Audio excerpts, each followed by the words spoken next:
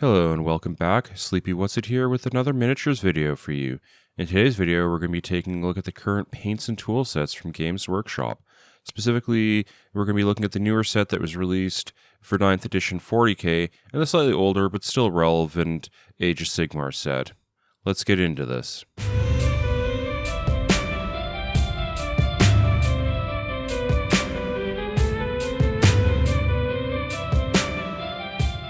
I'm going to show and detail the contents of the 40k box here at the start, since it's probably the one that people are most likely to be here for, since it is the newer thing, and 40k is a wee bit more popular.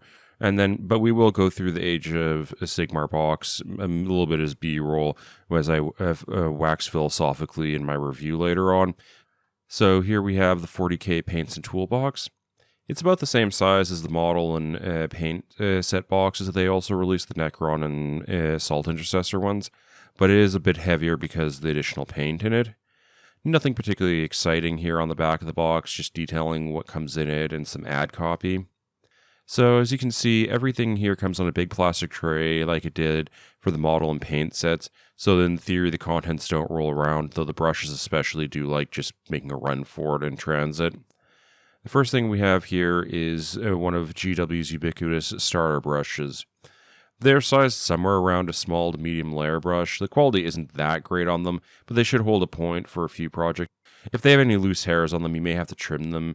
Basically, I would highly recommend replacing this brush relatively soon. Next here, we have the sprue cutters that they've supplied us with. These are a little bit smaller and less fancy than the fine detail cutters that you can get from GW. They're perfectly serviceable and don't obviously need to be replaced. Just make sure that you don't use them to cut metal, since that's just going to dull your blade and they'll be kind of useless after that. If you're looking to replace them, possibly because the grip size is too small on them, I would probably not actually go with the Citadel/GW detail cutters, because honestly they're quite overpriced for what they are, since they're like, $42 Canadian. Good sprue cutters should be around half that price, and unless they get dull or wet, they're probably going to be last you for a number of years. Under the cutters here, we have the mold line remover key thing. This honestly just appears to be the blade part of a standard mold line remover from GW. I'm not sure of the ergonomics of this, honestly. You could probably improve it by adding some tape to improve the grip or pad it out, but if you look at the full mold line remover online, it looks like there's a screw that you could remove from the handle and slot this in, so I guess you could probably use as a spare blade, or if you're really industrious, just make your own handle for it. I'm not aware of any specific handles other than that one that this will fit, since it isn't really a traditional hobby knife size. It may have like the right rounded eye hook hole thing going on, but the blade is definitely too thick for any of the hobby holders I have.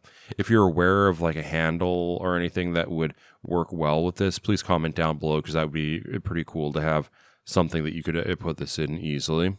And now onto the paints that we get in the set. First, we have Abaddon Black, GW's standard black base paint. I use this in a lot of projects. If you buy any number of these kits, you're going to end up with a ton of this paint and slowly be consumed by an avalanche or tsunami of it. Next, we have Corax White, a common slightly off-white paint that GW produces. I'm not a huge fan of GW's whites, as I've mentioned in other videos, because they tend to be chunky and chalky, and but it isn't like they're going to ship someone else's white paint, so you might as well just live with it. Basically, Vallejo, Reaper, a number of other producers produce better white paints when it comes right down to it. Continuing down the paint line of mattes, we have McCraig Blue, a nice blue with good coverage. That's the foundation for basically any ultramarine paint scheme. Next, we have Mephiston Red, and I still probably managed to ruin that in spite of the number of takes that I attempted on that. It's another good coverage paint from GW that's a nice like mid-tone. It's not too dark, it's not too light.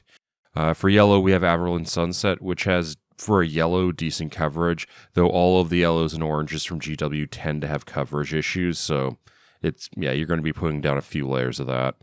The final matte paint that we get is Bugman's Glow, which is a slightly tanned, shadowed Caucasian skin tone, and it's pretty useful. Of the skin tones paints you could get from GW, it's probably the best one to put in a kit like this.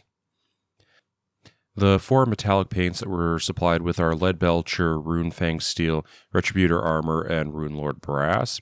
Lead Belcher is a slightly darker tone gray metallic that's very good for basically any steel or iron applications. We also have Runefang steel, as I mentioned before, which is a brighter gray metallic. So it's really good for doing like polished, like shining night type stuff, and also highlighting anything that you're doing with Lead Belcher. So those two work really nicely together. We then have Retributor Armor, which is a yellow gold metallic. It's a very versatile gold tone paint. I like that it's more of a mid-tone. And then we have Runelord Brass, which is a brown metallic that's really good for bronze and brass effects. Basically, all the metallics are solid choices, and I'm really glad that they put all of them in there. For a shade in this kit, we get Agrax Earthshade, which is a solid all-around shade paint. It's a brown, darker brown umber color. I would have liked to also get non-oil in this kit, but there isn't a paint that would obviously kick out of this kit to get non-oil instead. We also get the new Tesseract Glow, which is a technical paint from GW. I haven't actually had the opportunity to use this yet, but I am expecting it to be very useful for doing OSL, things like glow from Necron weapons, or more like greeny-yellow ghost, and things like that. And finally, we have some basing texture paint in the form of Astrogranite. I'm a fan of Astrogranite for GW's texture paste, since it's a nice gray tone, thus unlikely to clash with other models, paint schemes, and things like that. So, of all the ones they could include, it's probably my preferred one. Now, let's switch gears briefly and detail the contents of the Age of Sigmar box. We have the same starter brush, mold line remover, and clipper combo as in the 40k kit, so not much to say there. For paints, we end up with Bat in Black and Bugman's Glow as duplicates for matte paints. Cantor Blue here is a darker blue than McCraig Blue, but it's a standard color that's used on Stormcast.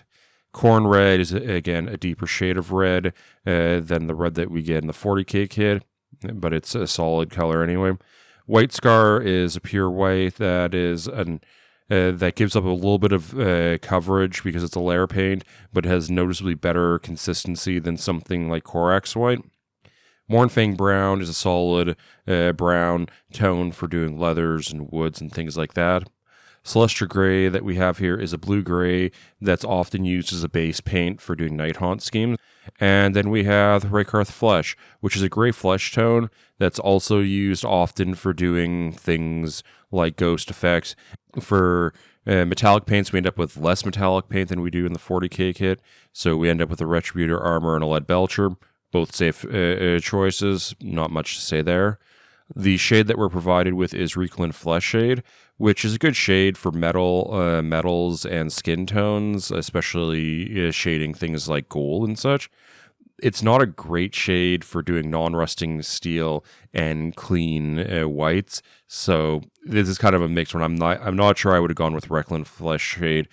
It's really like non-oil may have been a better choice. Agrax Earthshade made a better choice, but for technical paint, we end up with Night Haunt Gloom, which is kind of a gray-blue shade glazing paint that's very useful for doing spectral looks on Night Haunt, and I'm not aware of much else.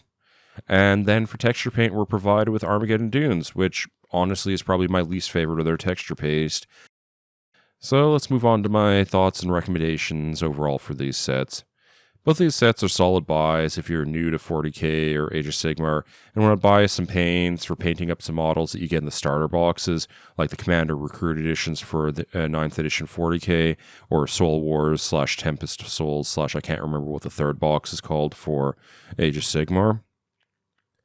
If you bought the model and paint kits for each of the respective systems, like the Necron or Assault Intercessors or the Stormcast and Night Haunt boxes, then you're going to get these are less of a good bang for your buck, since you're going to end up with a lot of duplicate paint out of them.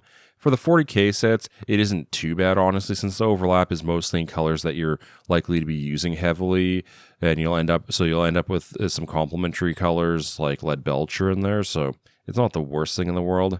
For Age of Sigmar, though, I think there's a lot of value being lost in this overlap, since other than Corn Red, Rhinox Hide, and Incubi Darkness, everything else is a duplicate, or in some cases a triplicate of colors. So if you had those, like the Night Haunt and Stormcast model kits already, I'd probably just buy the missing colors to fill out your collection.